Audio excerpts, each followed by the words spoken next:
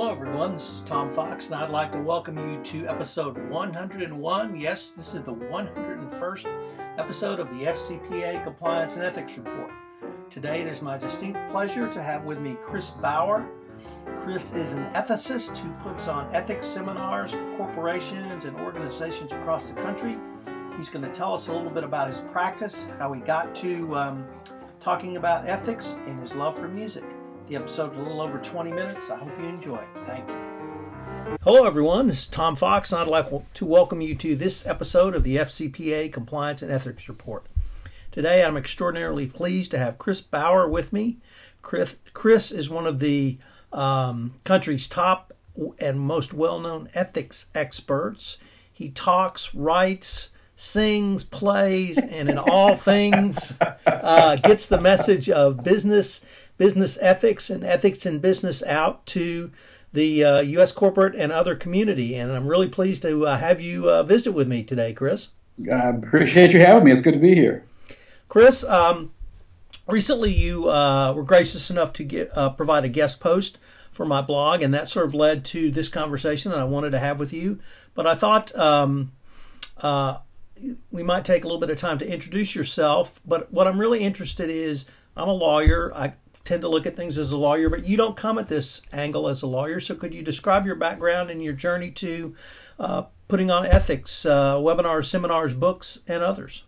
Yeah, absolutely. So, I know, given the topic of ethics, I always feel like I'm supposed to say that I came to this through some very sort of purposeful calling, and that actually would be a complete crock. My formal background is actually in clinical psychology, and my winding path in towards ethics was that a number of folks with whom I worked in my prior incarnation as a clinician had all variety of ethics issues related to why they were working with me. And so through that, I ended up being involved with some ethics review committees and that sort of thing.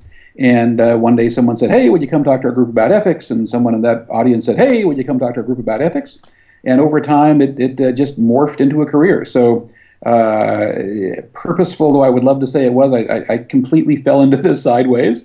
It does allow, some would say, curse me with a very different point of view.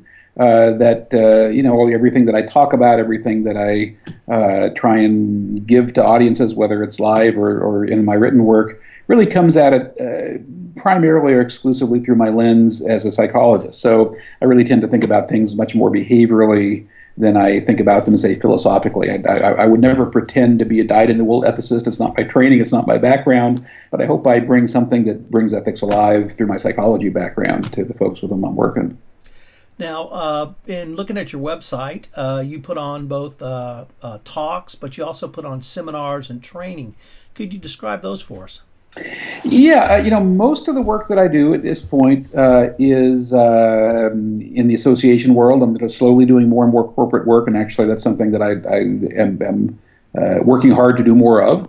And my time's split in front of audiences mostly roughly 50-50 between doing, the usual 50, 90-minute keynotes and doing seminars that are, anywhere from usually 3 hours, 4 hours up to a day, or sometimes two. And the longer they are, the more customized they are. And like I mentioned before, my focus is really on making ethics practical. And this is going to wildly overgeneralize a few things in the same stroke. But how I see the folks that I'm trying to get to are the following. There's a whole raft of folks out there doing very high level work that need very strategic, high-level kind of information, the stuff that I see you doing a brilliant job of. And even though he uses a very different voice, someone like, Marx, talks about that very high-level strategic kind of stuff. And then I see a lot of people that are doing a great job of the really, technical sort of frontline stuff on ethics and compliance and teaching, investigative skills, that kind of stuff that frontline folks need. And then there's this huge pool of folks in between that are really the ones that every day need to bring ethics and compliance and accountability to life. Their job title doesn't necessarily say anything about ethics and compliance. Their job description doesn't say anything about ethics and compliance, but they're the ones that really need to be getting this stuff done. And my experience is very few people are really talking directly to them. And so those are kind of who I see as my people. I want to give folks practical kind of ideas and skills and tools and resources they can use to not just know about ethics and compliance and accountability, but really be able to, kind of bring it to life in their day-to-day actions. It seems like one of the messages you convey is something that I try to talk about, which is ethical companies are not profitable because they're ethical companies. They are more profitable in many ways because they have accountability, they have transparency, they have mechanisms in place to not only help people do business along those lines, but also provide oversight, fallback positions, and redundancy. Is that a correct statement or not? I 100% true, and it brings up another interesting point. And here's one place where I think your world and mine may diverge a little bit. I'm not sure, but when it comes to compliance, companies more and more are very much kind of with the picture, knowing this is something we've got to pay attention to. Certainly the multinationals, but even the folks that aren't. When it comes to ethics, the biggest barrier that I run into time and time again is that it's the only topic I can think of that everyone says, immediately and in a heartfelt tone, this stuff is so important for those people next door. And somehow magically, right, it's never us. And so if I'm doing a corporate program, I rarely get called before there's a problem. Right. And as you know from our prior conversations and correspondence, I'm all about preventing problems before they occur, and I just don't see a lot of that happening. Now you mentioned the companies are successful because of ethics. Those are the folks that don't need to call because they've got ethics wired. Other folks tend to push back because for them they either confuse ethics and compliance and they think they want training in ethics, but really what they want is someone to come in and talk about regulatory issues. Or again, they say, well, really ethics, schmethics, that's kind of soft skill stuff. We really don't need that. And that gets them, in many cases, into all kinds of problems, often very unintentionally. These aren't bad companies. For the most part, these aren't bad people. But unless they really learn how to monitor how they're making their decisions, until they get clear about what their values are, and not just what they think their values are supposed to be, not by doing focus groups and having focus groups tell them what they think their value statement ought to say, but getting clear about what do they really stand for and then aligning their behavior with that. There's just too many opportunities for things to go very badly. And you even recently wrote about the word integrity, and that if companies can't define integrity, at least for their business or their company, they're really missing being at the starting point. I agree. Well, obviously I agree because it's something I wrote about recently, and I know, someday lightning will strike me for talking about this stuff. But I think, integrity is the most abused word in business internationally today, and I don't say that because, as I tell my audiences, I'm not in any way anti-integrity. I just don't know what it means in most cases, and I think until organizations from the individual to the departmental to the divisional to the corporate level get really clear about what it means, it just, it sounds so good, and yet it is so hard to really behavioralize so that you can explicitly, persistently, intentionally reinforce those behaviors that to your organization mean integrity. What always comes to my mind when I hear people talk about integrity is what was the idiotic Supreme Court comment from the 70s, I think it was, on pornography. About, I can't tell you what it is, but I know it when I see it, right? And that's kind of how, what I hear people doing with integrity. Well, see, in the lawyer world, that's not viewed as idiotic. That's viewed as just wisdom. Of course. That's the difference in our perspective. That's another conversation all by itself. Yeah, but exactly. I get what you're saying. Well, we'll leave it at that as a placeholder. Exactly. So what? We're laughing about it, but I think one other side of that, of this conversation is there are big picture philosophical issues, and there are ill-defined behavioral issues, gray area stuff that are just as important as the concrete stuff. I mean, I think who would we be as individuals, as organizations, if we didn't take the time to both be, for lack of a better term, philosophically introspective and also behaviorally introspective and think about the big general picture. Does this seem like who we want to be? My problem with that is that often takes the place of more explicit behavioral kinds of definitions, more focused, targeted kinds of training, strategizing, reinforcing behavior at a frontline level so that the culture really gets shaped into being one that brings to life whatever definition of those big philosophical terms the organization has. Chris, what do you find are some of the things that resonates with your audience when you talk about ethics?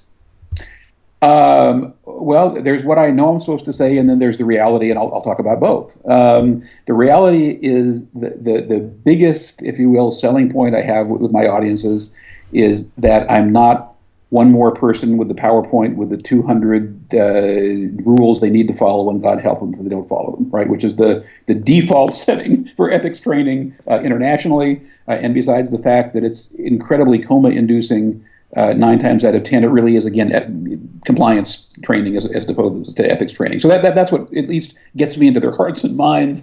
What I find sticks the most are, again, sort of practical ideas and tools people can use to self-monitor more effectively. And among those, probably the one that I think gets the greatest mileage because it's the most effective, it's the most easy for people to use, is just paying attention to rationalizations.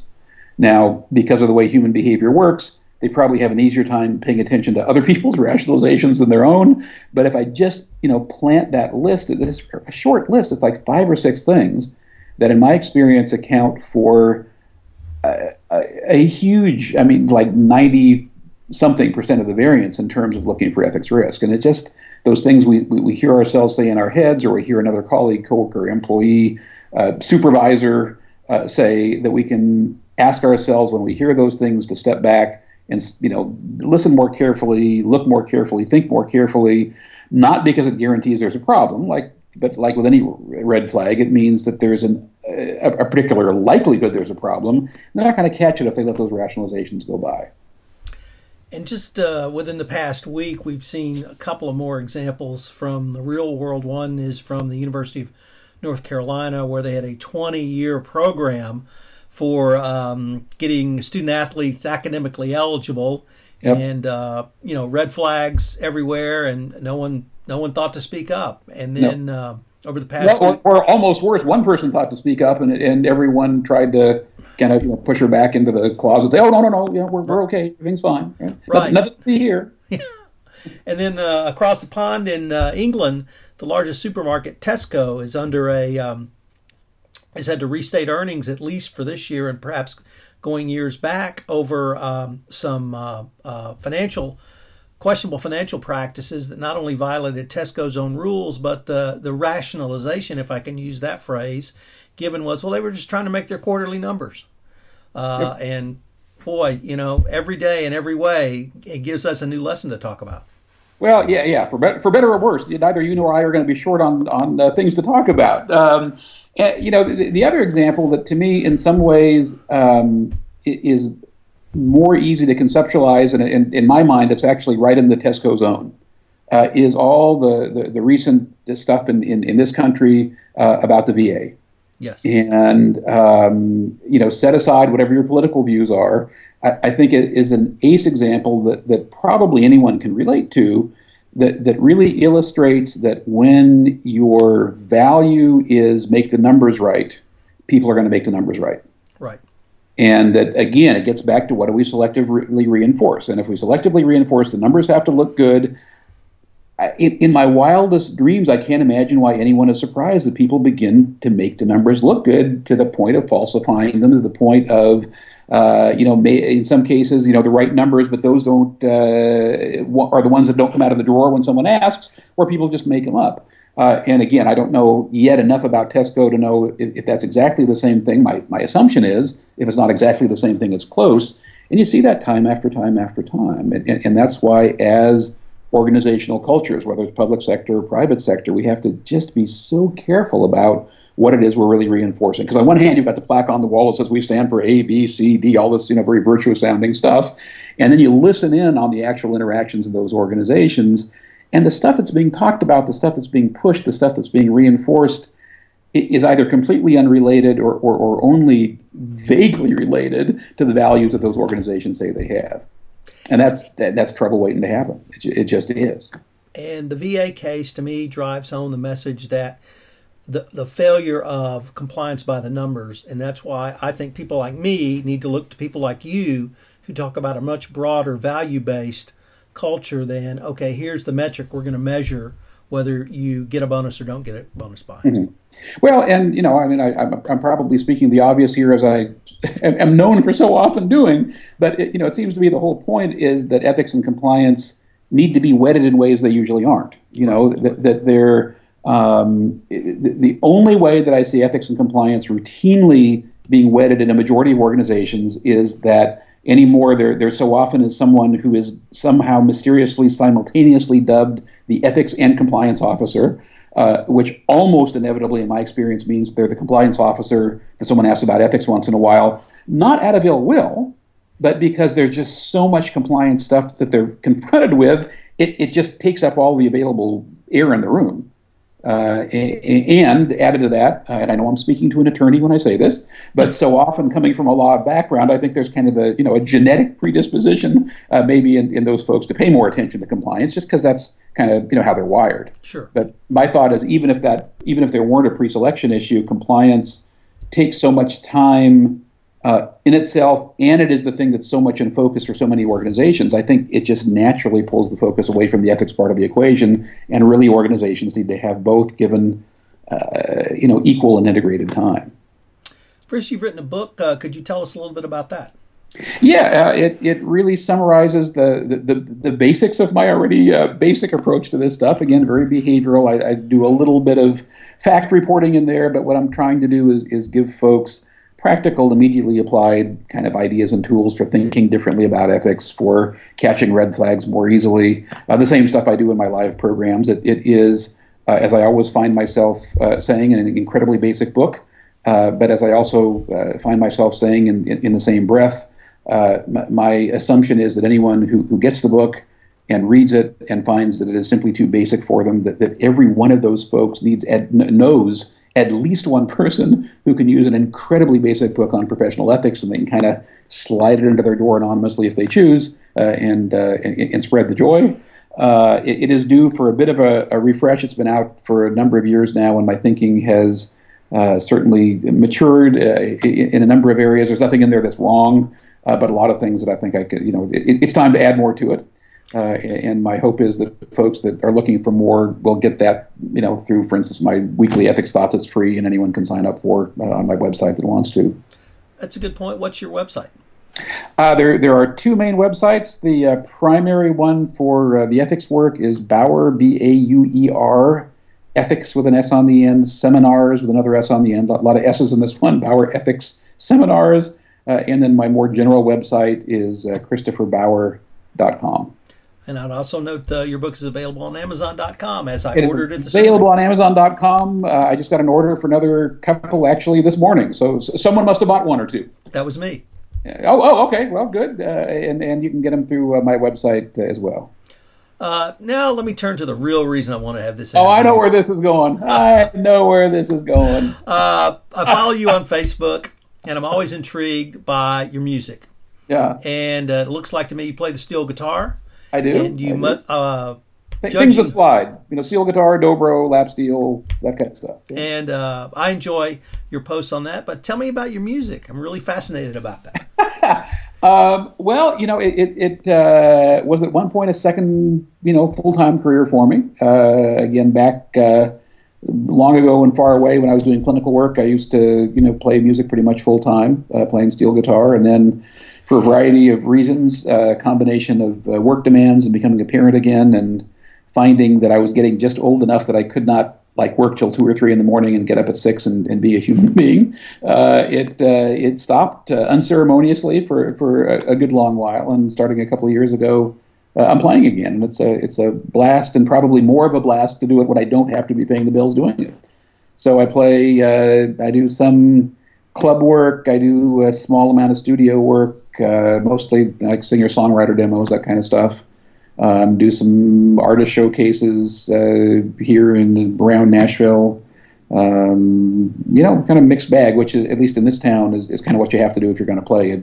Most people are doing 3, 4, 5, 6 different projects simultaneously, and then subbing for other people when they can't play their job. And I'm kind of trying to get back into that mode when I'm in town. I spend most of my time on the road doing ethics programs, but when I'm here, I try and pick up more work, and I love it again. It's nice. Well, it looks like you have a ton of fun doing it. I do, and I have a ton of fun doing the ethics work. So it's corny as it sounds. I'm not sure that life could be much better for me. Well, I certainly appreciate that, and I really enjoy what I'm doing. So maybe we can continue to do it. That's got to be the hope, right? Yeah, exactly. And expectation. Chris, we're near at the end of our time, but I wondered if anyone wanted to follow up with you directly. Could they email you about anything you've said or any of the services you provide? Absolutely. The email, easiest one to use is Chris, CHRIS, at Bauer, BAUER, ethics, again with an S on the end, seminars, again with the S on the end, .com, Chris at BauerEthicsSeminars.com. Or if it's just easier to remember, Chris at ChristopherBauer.com. And be happy to talk to anyone about any of this stuff. And of course, we just barely scratched a small corner of an extraordinarily large surface in our time this morning. So anyone that wants to talk about broader topics, or if you want to do this again and dig into some specific area more deeply, I'd love to do that as well. Well, I hope we can avail ourselves of that opportunity. That'd be great. All right. Well, thanks very much. All right. Good talking with you.